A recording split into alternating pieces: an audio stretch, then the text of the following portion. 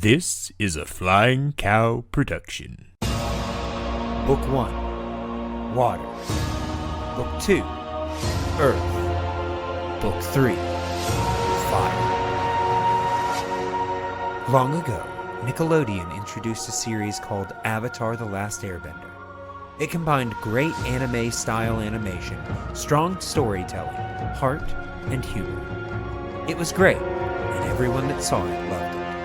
Until one day, a terrible movie came out which everyone hated. But my co-host Loren Collins knows none of this because he's never seen the show. And that's why we are watching every episode of Avatar: The Last Airbender, because I believe this could be Loren's new favorite show. Or at least top 20.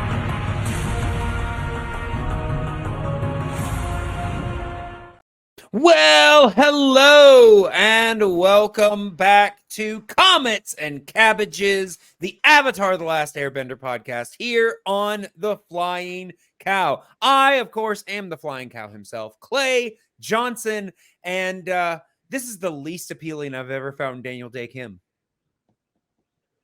The what? Sorry, I didn't hear that. I said this is the least appealing I've ever found Daniel Day Kim. Oh, sure. Is anybody else going to introduce themselves? Oh, well, I'm Amanda, and this is the most appealing I've found Daniel Day Kim. Yes, and I'm Loren, and I also struggle with getting into the Avatar state. Don't we all? Yes. Don't we all? All right. Well, yes, we are here. We are officially starting book 2, Earth. And hopefully, much like the show, we will become slightly better and more appealing as we go along. Before we get into today's review, few things have come up. Obviously, the Netflix version of at least book 1, Water, will be premiering in just a few weeks by the time this drops. I believe that's going to be dropping February 20th. But is it? Maybe it's the 20th. I thought for sure it was the 20th, but I'm sure Chances are somebody there's a can. game coming out on the 22nd. It is the 22nd. Okay, I knew there was a 2 in there. Okay. Yeah. There are in fact 2. Yes. Oh, yeah. See, I underestimated. February, there are 3. Oh, wow. That's true. That's true. It's 220. It's 222. Yes. 2 4. 4. There are 5. Go ahead. Yeah.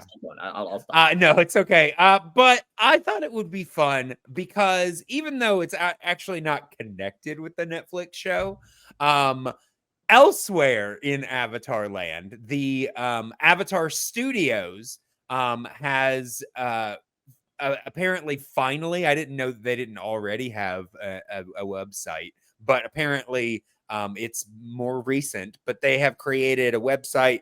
I guess eventually it will be to keep track of their upcoming projects. They're going to be doing like the animated movies, in a couple of years and things like that. But right now, one of the main things that's on there is the bending quiz, for which basically it's like a series of 4 or 5 questions that you can take, and then it will tell you what type of bender that you are. So really quickly, we can kind of talk about, we each took the quiz, and I will say our results all at the same time. Yeah, sure. Like 3. Yeah, there all you right. go. 1, 2, 3. Airbender. Yeah, we all 3 got Airbender. I will say Amanda's at least looks unique. Yeah. Amanda, do you just have like a different style of phone? Like I've got an Apple. Like I have an iPhone. Apple also. It like gave 2 different ones. I hit the reveal your shareable, and it gave like 2 different. Oh, okay. That's what it was. See, I didn't do the shareable. I just did the thing. Okay. Okay. Because I didn't feel like sharing it.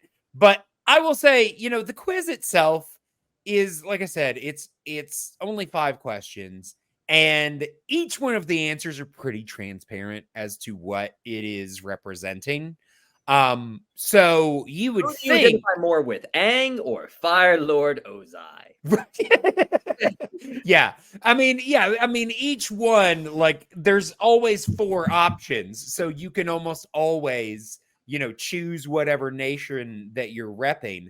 I will say I was almost certain that I was going to get Waterbender because I had seen somebody on line or on a YouTube video do the quiz, and they chose almost exactly the same answers that I would have chosen. They just chose like a firebender question answer a couple of other times, and I was like, oh, I'll definitely get waterbender. And I kept getting airbender. And I was just like, this makes no sense to me. I literally answered an airbender question or answer once. I mean, the only other thing I could have done would have been to say that my favorite avatar is Korra, but I'm sorry. Whose favorite avatar is Korra? It's only so far you can go. Yeah. Yes. Yeah. I admit I was holding out hope that my bender was going to be Bender Rodriguez, and I was very disappointed that it was not.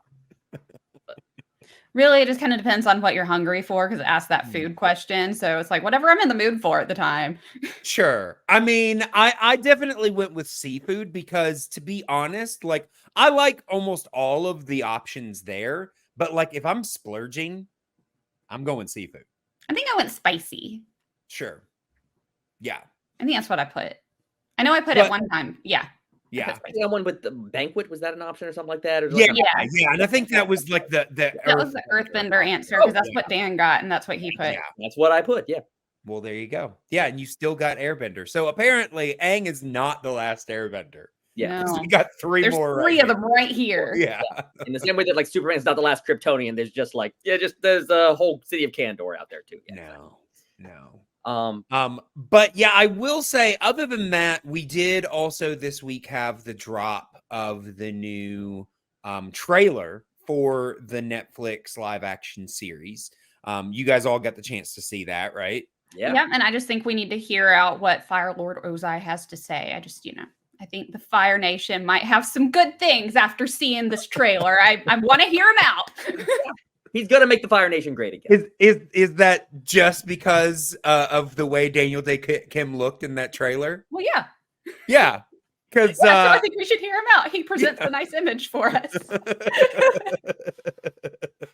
Oh, we're gonna talk about Daniel Day Kim when we get into the episode. But yeah, I mean, I will say it's obvious just from some of the images. I've watched a couple of people that have done breakdowns. It's obvious that they are meshing episodes. Somebody mentioned that it's obvious that I can't remember the kid's name, but the Teo, I think, the Mechanist's son, is apparently in Omashu. Oh. And there've already been mentions that Jet is going to be in somewhere else familiar. We see him fighting with the little stick things. Right. So, obviously they are, squishing, but I mean, we knew that they were going to be doing that already. Yeah. I mean, the only way you could fit in the Mechanist would be to kind of squash it into another story, because that story, we talked about it. It was one of our least. I mean, it wasn't that it was a bad story. It was just kind of inconsequential. Yeah. Right before the Northern Water Tribe. Yeah. If you're having to go through the season and like cut the number of stories you can tell in half, the fact that one made the cut is interesting. But it's not really the episode, it's more the characters. Yes, exactly. Well, and that's the reason to keep it. But right. Yeah. Dan was saying it'd be funny if when it got to the Great Divide part, they just flew right over the canyon and just like, I don't think we need to go there. Actually, that would be a really funny Easter egg if they wanted to do, because it is the one that is recognized as most people's least favorite episode. Yeah. I mean, I will say it doesn't rank that low for me. I also don't know that I've ever really thought about my least favorite episode, but yeah, that would be funny if they were just like, hey, look at that canyon. Good thing we don't have to go through that. Something. I listened to the official Avatar podcast with like Dante Bosco and Janet Varney about that episode. Yeah. It is like 15 minutes long. It's a quarter of the length of their other episodes. And because all their others are like almost an hour, right? Almost an hour. That was less than 15 minutes 15 minutes. And but I think they dropped something in that episode, a mention of one thing that it introduces. I think they said that's the first episode that mentions Ba Sing Se, like as a city. You don't see it. It's not the first one because the first time that Ba Sing Se is mentioned is the episode where Iroh gets taken captive. Okay, all right. Then all right. Then I thought the Great Divide had something to offer. I'm wrong. They were wrong. It has nothing. Nope. Just a snarky guide. That's it. That's all it's got. And some interesting animation, to be fair. It has some fun animation. It has Aang lying to get out of a situation, which is awesome. Absolutely. All right. Well, what did you have any reactions to the trailer out of curiosity, other than just like what it, I mean, I was just glad that it finally dropped, and I'm interested to see the show. Okay. I saw Aang do an actual Bagua, so I was happy. I was about to say, I did notice that his stuff looks right. Yeah. Not like the movie that we recently watched, which, by the way, if you haven't seen, we did drop a commentary track for The Last Airbender. The only reason you should watch that movie. I thought you were going to say if you haven't seen the movie, don't. Well, I mean, there's that too. Yeah. Partly because having watched the movie so recently, one of my reactions to the trailer, because I'll be honest, I was kind of underwhelmed by it. It looked the trailer, the Netflix trailer, sure. My reaction was that it looked. Everything looks cartoon accurate. They've done that, right? But it looks kind of cheap in a certain way. Like they've obviously spent a bunch of money on the CGI, but weirdly, I think I gave it a 1 star for the movie. The one thing the movie had that I already I feel like might have over the Netflix series is just like it feels. The environments felt more real in the movie, partly because they got to shoot in real places, like in Iceland or wherever they went. And even as mundane as like a Pennsylvania forest might be, so much of that Netflix trailer feels like they shot it on green screen or like in a backlot. I mean, they might have shot it like in the I can't remember what it's called. The Mandalorian thing. Yeah. No, I would not surprise me if they did that at all. But it gives the entire thing kind of a fakey feel to it to me, which I don't love. I went back and watched the Last Airbender trailer, and just like some of the shots Shyamalan got of just like the I don't know the drone shots or whatever of Iceland, just the glaciers and whatnot. It's like it's just kind of beautiful in a way that just like a CGI landscape isn't. In other words, the thing that Shyamalan got right is the parts where people weren't talking. Oh yeah, absolutely. Because the dialogue in that movie sucks. It sucked. Yeah, exactly. but no, I'm not going to judge the show just yet. But just like it was weird to see a whole bunch of other people like loving it, and my reaction was just like, this isn't quite doing it for me. I mean, I will say I still haven't seen much of the acting. That's where I'm, a little hesitant. Yeah. Because that's. To me, if it looks a little cheap, I have no problem with that. Sure. Yeah. I'd much rather it be an enjoyable story and good performances. Yeah. And the glimpses we've gotten of the acting, like the trailer only gives a few. I don't want to prejudge the leads too much based on the couple of like, trailer friendly lines they have there. Aang seems okay, at least that his actor seems okay. I was a little concerned about Katara and Sokka, but again, they want them to be quippy in the ad. So honestly, I liked Sokka because I was like, they're definitely giving him a sense of humor. Oh no, he has the personality down. He absolutely has the right in a way that the movie did not. That they've and also, as we were just discussing with Daniel Day Kim, like the supporting cast is stacked. Like they're all talented folks. I trust they're going to do fine. Yeah. But yeah, we got just under a month to see what becomes of it. Yeah, and we will see what we shall see. But I think right now we should go ahead and get into the episode for today because we are talking about the first episode of Book 2, Earth. from Avatar: The Last Airbender. It was called The Avatar State. And it was directed by Giancarlo Volpe, written by, oh wow, lots of people. Aaron Ehas, Elizabeth Welch, Tim Hedrick, and John O'Brien. And it originally aired March 17th, 2006. And before we get into the actual episode, there's a little bit of a game that I would like Loren and myself to play. We've in the past, Amanda and I have played a game, for how Loren might, receive a certain episode. But Amanda recently mentioned that her favorite episode of the entire series is coming up very soon. So until we get there, Loren and I are going to take guesses as to whether or not we think this current episode is Amanda's favorite. So, Loren, do you think that this is Amanda's favorite episode? Yeah, I'm gonna guess this ranks higher for Amanda than the Last Airbender movie, but I'm not gonna guess that it is her favorite episode. You would be correct. You didn't let me guess. I'm sorry. I was gonna guess the same. Okay, awesome. But let's talk about why. Because I mean, we kind of already mentioned before we got on mic. This episode, while I don't think that it's bad, it's really just a setup. It's bringing us back into the story. But there's nothing. Honestly, if this had been your favorite episode, Amanda, I would have been like, really?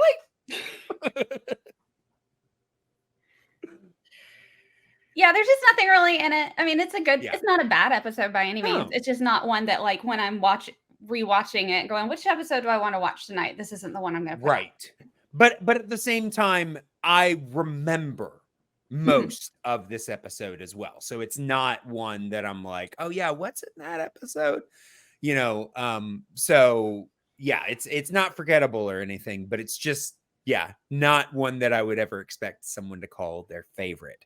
But getting into the episode itself, the basic idea is at this point, Aang and the gang are now on their way to find Aang, an earthbending coach. And so they are on their way to Omashu because obviously Aang wants to work with one of his best friends, Bumi.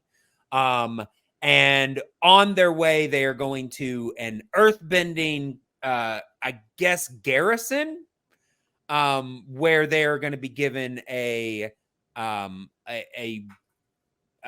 people are going to take them to Omashu, but the general there has different ideas.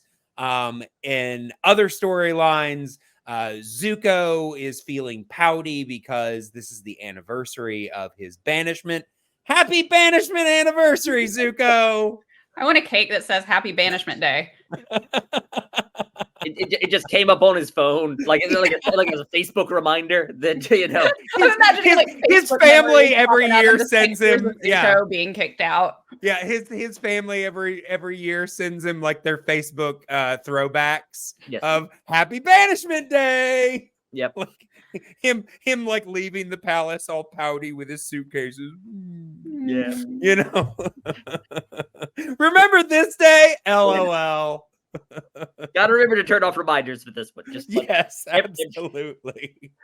He just ignores all of his notifications that day. But while that is going on, we are introduced to the new character of Azula, who is making her presence felt, and her first order of business is to basically collect her brother and her uncle. And she is going to do it as sneakily as she possibly can. But I do want to kind of mention the opening for each one of these storylines, because I found all of them interesting in particular ways. Number one, we are seeing that apparently we already knew that the Northern Water Tribe was sending a contingent to the Southern Tribe, but they're giving Aang and the gang a ride, I guess, just out of Northern Water Tribe territory before they then head off to go to this, barracks or garrison or whatever the Earth Kingdom stronghold is that they're going to. But before they leave, Master Paku pulls a Galadriel and decides to give them gifts. He gives to Katara magic water from the Spirit Oasis, which I mean, that I will say that's important to note because that's going to be important later. Oh, okay. I do want to ask, if you guys were given magic water from the Spirit Oasis, what would you use it for? Kool-Aid. I mean, I just use it to protect my cats. That's really all I care about. It's just for my cat. Well, let us hope that Katara has a better use than Kool-Aid and cat water. But yeah, so and then Aang is given waterbending scrolls, but I will say a very interesting moment happens when when Paku hands him the waterbending scrolls. He was like, here's these waterbending scrolls, use them to complete your training, but remember, they're no replacement for a real master. And then we all look at Katara. Is he implying that Katara is now a waterbending master? Did she really master waterbending in like the week or two that they were there? Yeah, that's what he's making it sound like. Didn't he kind of say that at the end of last season? I mean, he did say, I just hope you're all right calling Katara Master Katara. Yeah, so I guess that is what's happened. She is just impressed so much, huh? Yeah. I'm sorry, what were you saying? I was just saying, I guess she's just Aang's waterbending master. Maybe sure. Like that.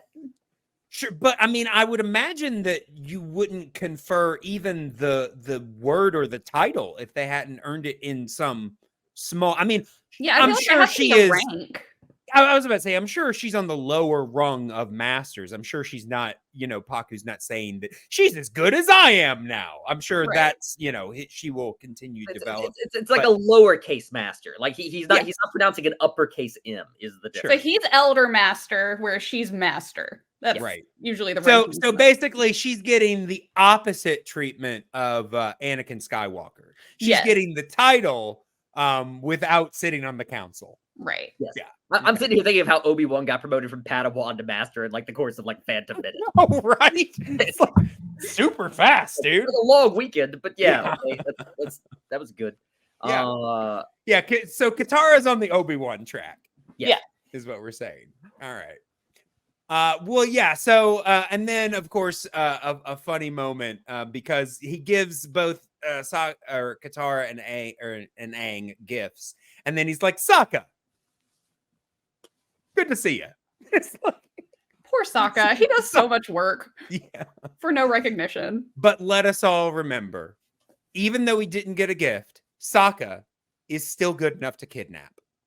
Yep. Let us never forget. No.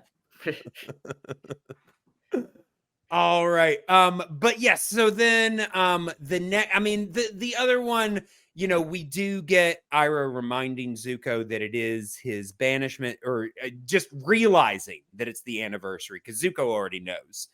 But Iroh I just wanted to bring this up because Iroh tries to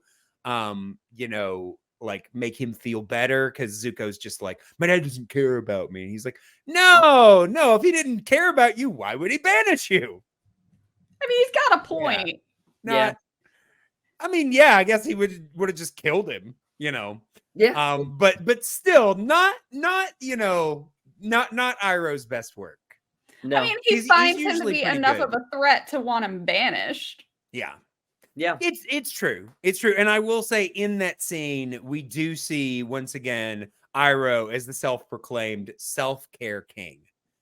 Because he is enjoying a nice massage in honestly a really pretty looking environment with all the like cherry blossoms and everything going on. I want to go there. That place is pretty. I know. I know. Yeah, I want to go to there. But you know, of course, it's not good enough for Zuko because he is in full pout mode. He just got his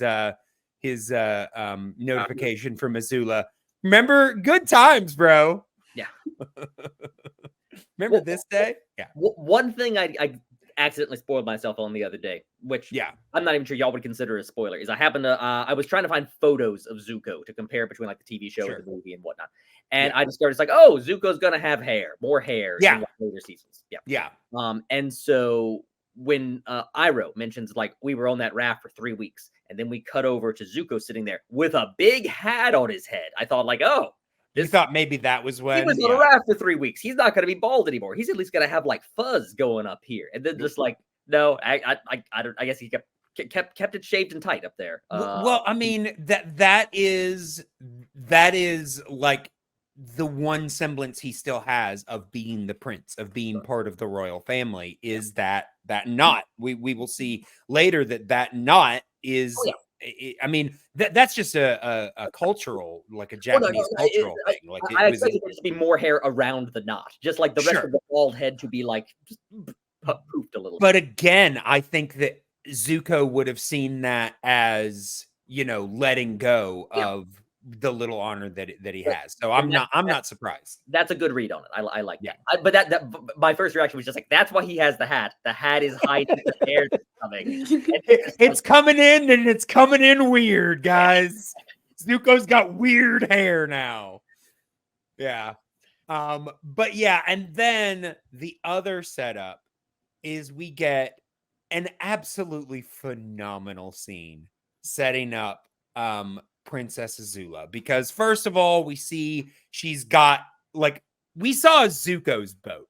Zuko had like, you know, not a bad looking boat, but then you see Azula's boat and it's like, okay, Azula's the favorite kid because she's got this huge boat. She's got all of her soldiers in like lines and processions, and even on her boat, she's got the whole, you know, carrying carriage thing going on. I never can remember what those things are called. But she's got all of that stuff happening. And she's even got like her weird, old lady twin, you know, groupies, hanging out with her. Like, what I'm going to call them from now on. Her old lady groupies. Yes. But yeah, I mean, she is, everything around her is visually impressive. Mm-hmm. She's got this huge like royal barge type thing. I mean, it's still obviously a military vehicle. Yeah. But it is much more impressive than what we saw Zuko with. And I'm sorry, this is one of the best scenes I've ever seen to show exactly what Azula's character is within this short, you know, 2 to 5 minute scene. Not only do we get that she's impressive and everything like that, but her interaction with this captain is absolutely, it's like, it is the best scene to encapsulate a character, because she's like, we need to be here by such and such time. And the captain's like, well, we can't do that because of the tides. And her response is, do the tides command the... No, she says, do the tides command this ship? And he's like, what? He's very confused. And she's like, do the tides command this ship? And she goes on to be like, well, if you fell overboard, would the tides even question smacking you into the hull repeatedly until you died? He's like, no. He's like, well, then why don't you listen to me instead of the tides, who have already made up their mind, and I have not yet. And it's just, it is, I mean, obviously I didn't say it word for word, but like the dialogue in that scene is tight. Yep. And that, like, I'm like, that is a perfect character introduction monologue. It just tells you everything you need to know about Azula in one scene. This episode does do a great job of amazing. setting up Azula, considering we have not, I think, heard her. Have we heard her speak at all before? No. This episode? Yeah. No, we have not heard her speak. We've only seen her face. We've seen her face twice on screen. Right. And she has been identified as Azula. Yeah. Yeah. Yeah, I mean, you know, all that we know about her is that she is a firebending prodigy because Zuko mentioned that. He mentioned that in passing. Yeah. And which we see in action later on. Mm-hmm. She's not just practicing with fire; she is practicing with lightning. So really impressive. But also, you know, we know that she is the firebenders, you know, or fire lords favorite offspring, and that she's kind of taking over Zuko's job, but we haven't heard her speak. We haven't really seen much about her character.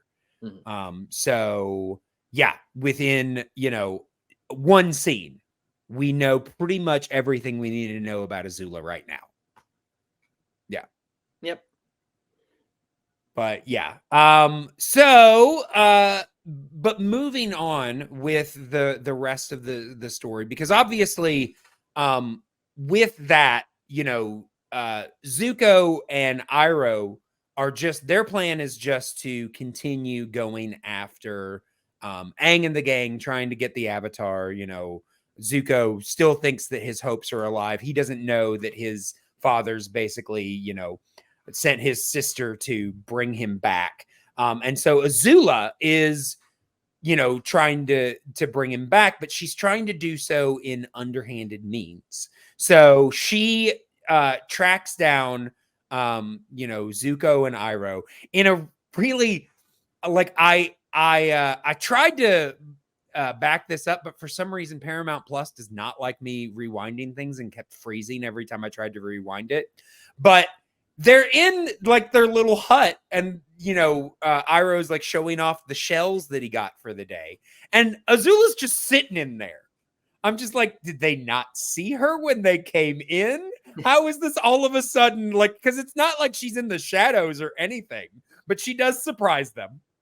And you know, she's basically just like, you know, the Fire Lord thinks family's important, so let's go home. Yay, family. By the way, Zuko, did you get my notifications? Fun times, huh? Right? Fun times.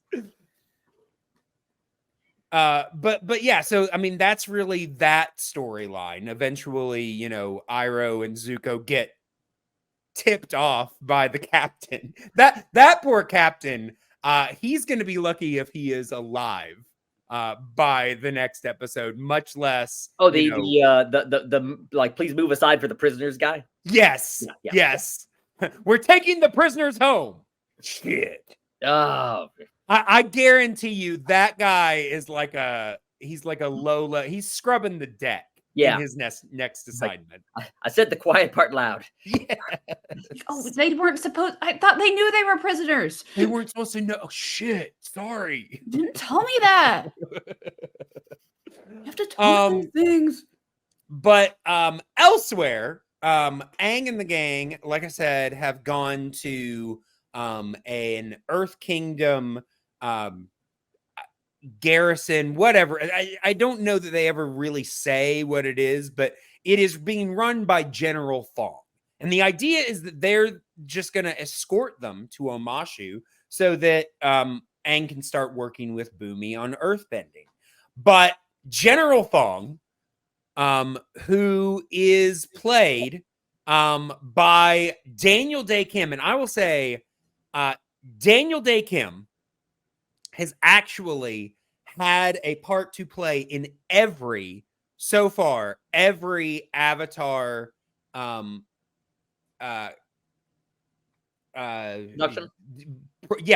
project, because he was General Thong in this. Mm-hmm. He played a part in Korra, and now he is playing Fire Lord Ozai in the the new series. Yeah, I like that the Last Airbender movie does not count for this purpose. No. I'm sitting here thinking, I was like, what was he in that? I would have remembered that. I mean, I will say there is a guy in that for like half a second, like just a random peasant that for half a second I was like, is that Daniel Day Kim? But no, not Daniel Day Kim, because I would recognize Daniel Day Kim because let's just be honest, Daniel Day Kim is a sexy beast. I mean, can any of us deny it? Can any of us deny that? No. No, that's fine. I think we should just hear out Ozai, see what he has to say. Which is why I said that this was the least appealing I've ever found Daniel Day Kim, because while this guy is kind of buff, he's also an idiot. Yeah. And he's easily the least forgettable of all the characters that he's played in the Avatar world. But it was still fun to hear his voice. But in this, General Fong basically is like, I know I'm supposed to take you to like learn earthbending and like do your whole plan and everything, but you're ready to win now. And Aang's like, oh, don't think so. And basically the general's plan is to help Aang unlock the Avatar state so they can just go, glow it up and go take out the Fire Lord and end the war, which on paper sounds like a good idea, but practically it's just not gonna work. I will say they try a couple of humorous things to try to trigger the Avatar state. They give him basically espresso that they're like, it gives most people 10 times energy. I think it will trigger the Avatar state in you. They gave espresso to a child. Yeah. I was drinking espresso at his age. Yeah. Yeah, but it would not. Well, yeah, but you were not under no. You never thought that it was going to trigger the Avatar state. No. No. Then they. That is one of the better jokes in the episode is to just like, maybe this will trigger the Avatar state. It makes everyone like 10, like you said, 10 times more hyper. What will it do? Just it made him 10 times more. Okay, hyper. so why is there not an Avatar energy drink? Is what I want to know. Yes. They should market that. They should call it Avatar state. Yes, I would drink that. Yeah. Avatar state, glow it up. Yeah. Perfect. I'll be honest. When they did that particular test, what I kind of wish they had done, and it's a children's cartoon, I can't expect them to do all this kind of stuff. If Aang hadn't had any dialogue, they simply just like, we're gonna see how this works. Gives most people 10 times the energy. Let's see what it does to you. He does it. His eyes, glaze over, and then we just cut to just him being hyper. No dialogue, just him being hyper, and everyone else just like sigh. Then we just cut to the next. Yeah, and I just want to go on record. This whole week, I have not been able to find my wallet. The last time I knew that I had it was on Sunday, which was when we recorded.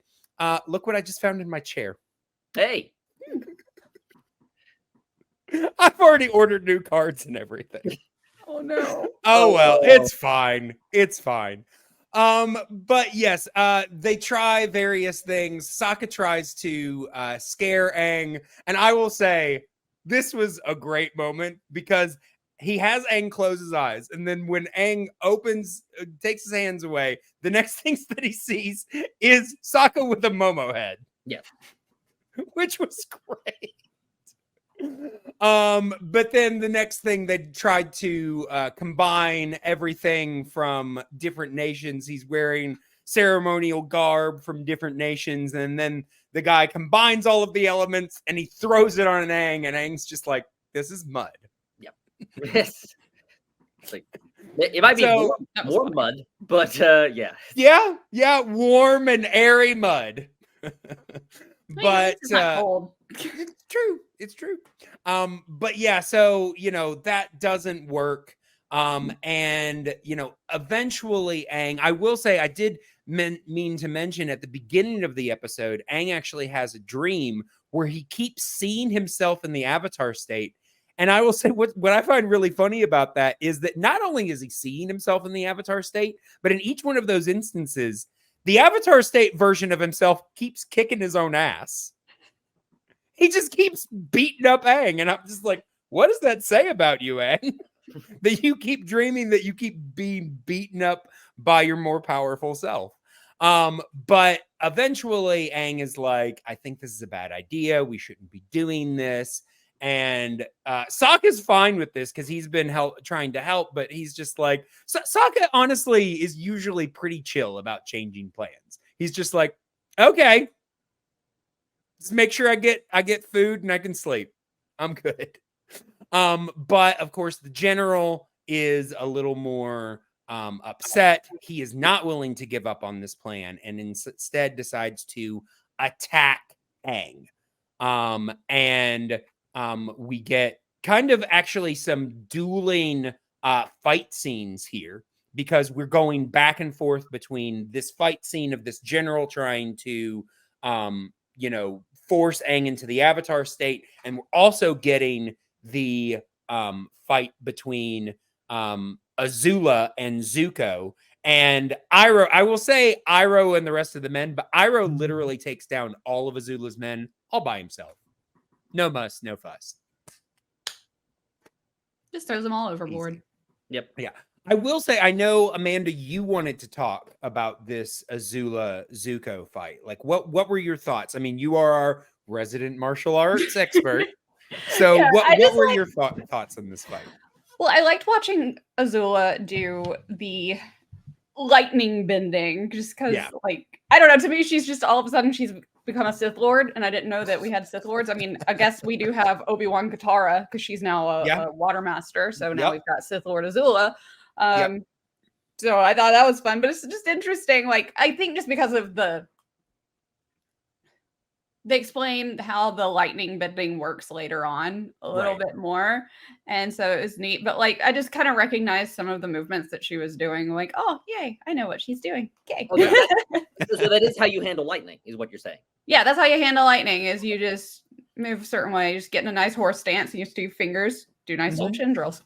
It's more and when was your last lightning bending class? Let's see. Was that last week? Yeah, I failed that test. Oh, okay. Still working on it. Still working on lightning. You'll get to Azula level one day. Absolutely. Yeah, Amanda's good, but she's no, prodigy. No. She's not. So you don't have blue flames? I have no blue flames, sadly. No, I'm doing good to make some flames.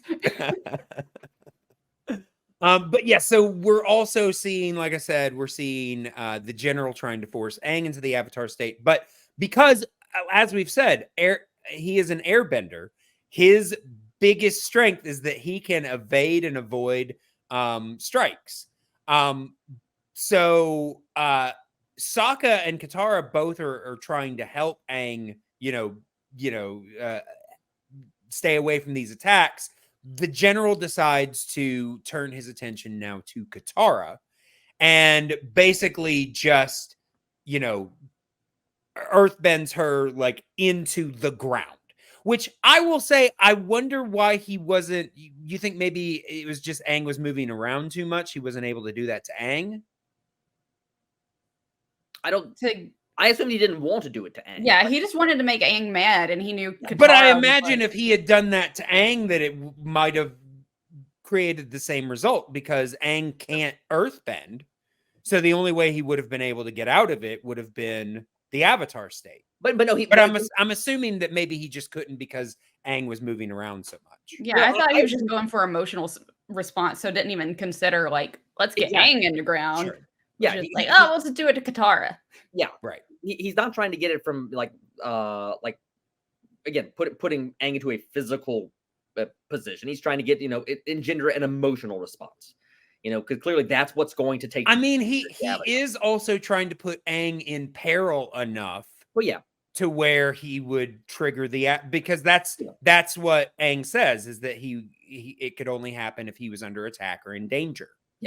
And so that is what he's trying to do. But I mean, obviously, either he didn't, didn't think of that, or he wasn't able. He doesn't actually want to put Aang in peril. Like, as we find out a minute later, he never actually put Katara in peril. Like, she was actually. But again, if the Avatar state had triggered, Aang wouldn't be in peril. That's the whole idea. Well, no, very clear. They established in this episode he can die in the Avatar state, right? Right, but he would have been able to get himself out of a rock floor. because he would have then been able to access his full power. Okay. So my guess is that either he didn't think of it or he wasn't able to do it on Aang. Yeah.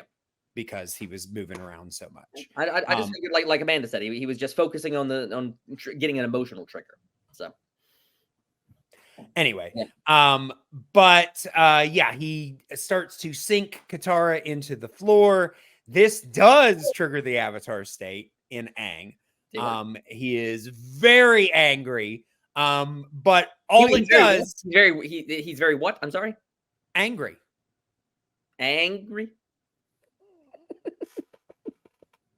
Yes. Angry. He is very angry. Okay. But yes, angry Aang just then starts attacking the general. To which, the general, pulls up Katara. He's like, look, it's fine. Let's go get the Fire Lord. And Aang's not happy. He's just destroying stuff. Finally, he does calm down. And afterwards, the general still is not getting it. He's like, that's cool. We just need to figure out how to do that and then control you. And then everything will be great. To which Sokka responds by bashing him on the head with one of his weapons. And Sokka's just like, anybody got a problem with that? And the soldiers are all like, nope, we're good. Once again, another guy that I'm pretty sure in his next assignment is going to be scrubbing floors. Yeah. Don't think this guy's going to be in charge anymore. No. At least I hope not. Yeah. But yeah, when the episode ends, Aang and the gang basically set off to go find Boomy, and Iroh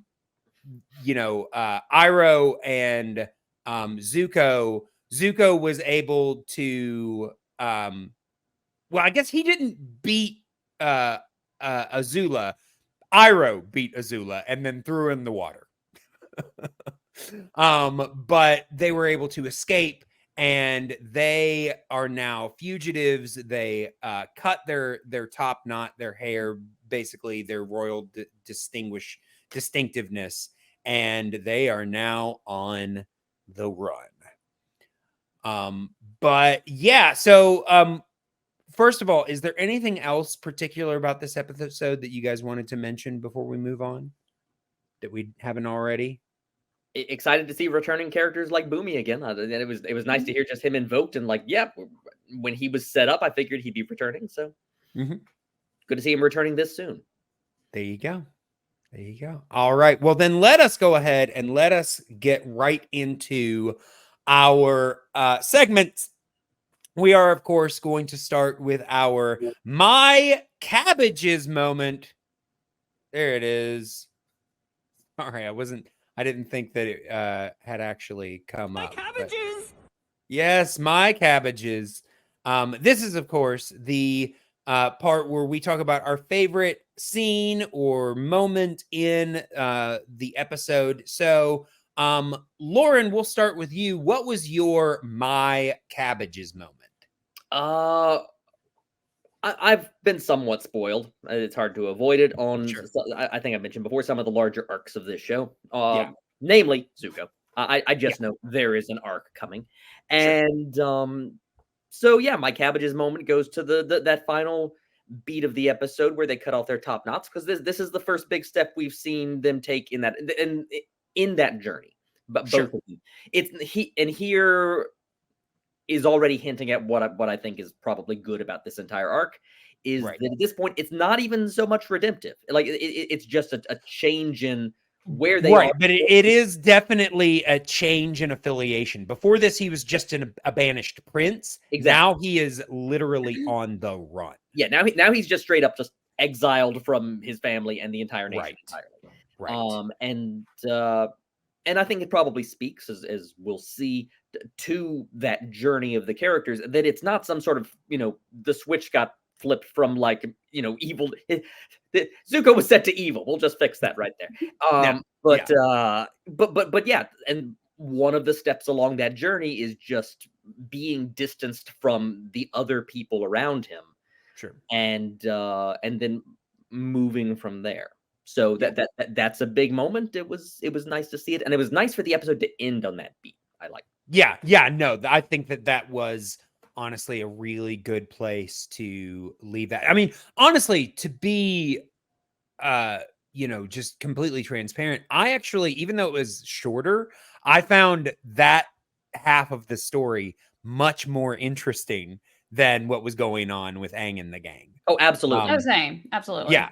I mean, I felt like we got more character and story progression from that. But yeah, so Loren's favorite scene was Zuko's haircut. Yes. Yeah. Okay. Amanda.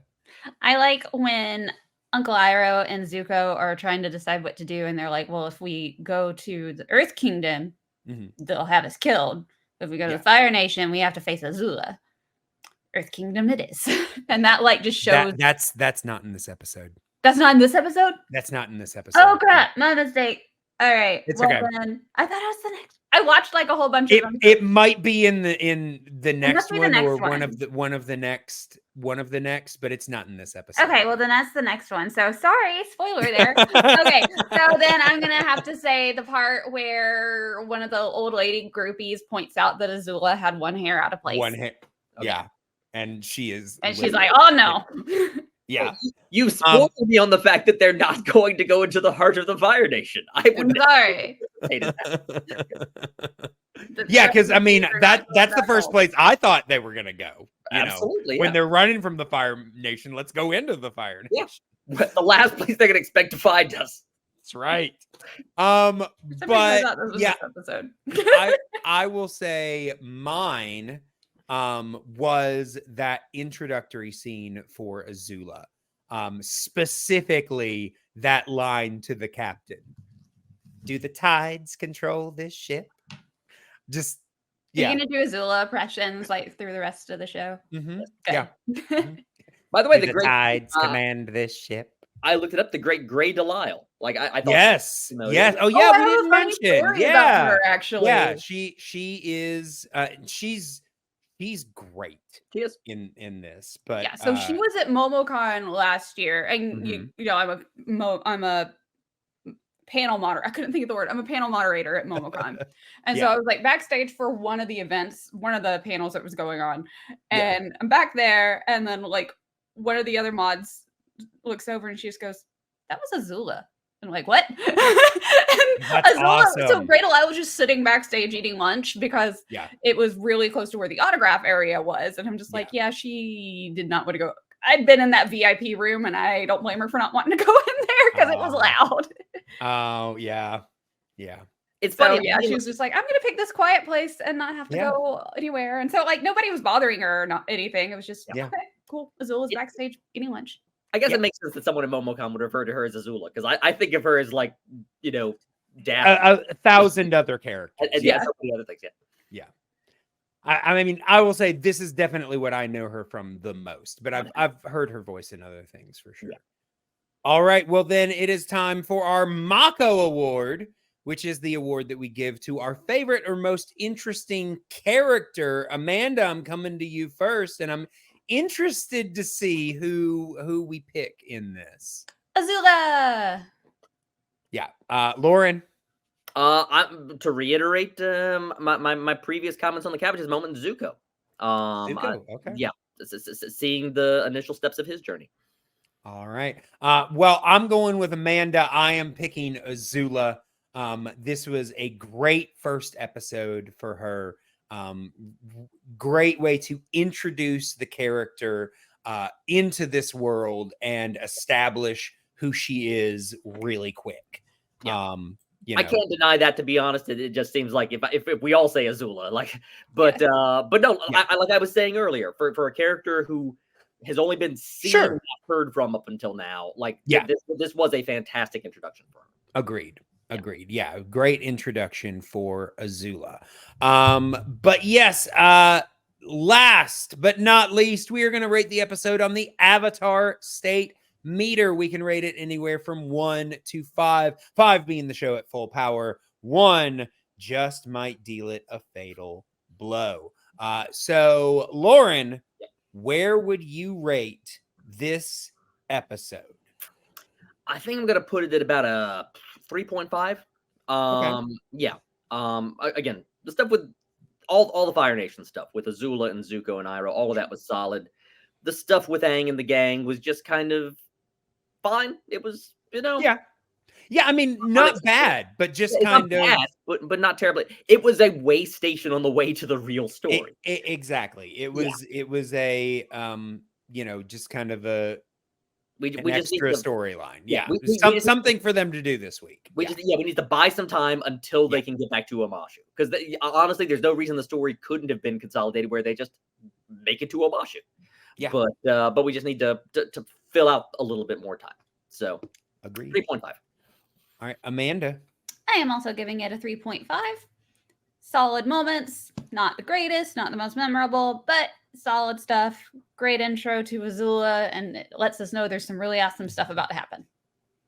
All right. I'm gonna go with you guys. I'm gonna give this a 3.5. I was thinking a 3, but I think Azula's presence alone adds an extra 0.5 there. So definitely a great introduction for her, and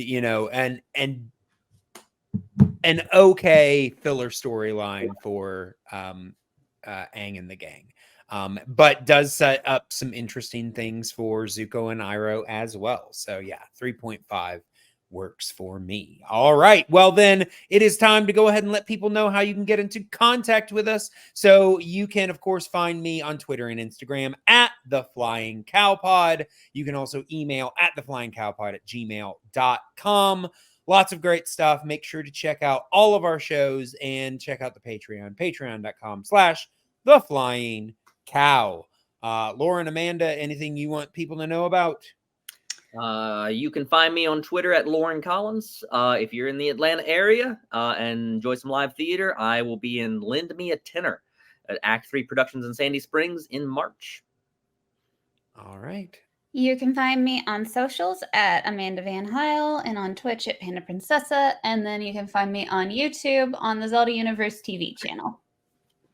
All right. And we will be back next time reviewing the episode The Cave of Two Lovers. But until that time, moo.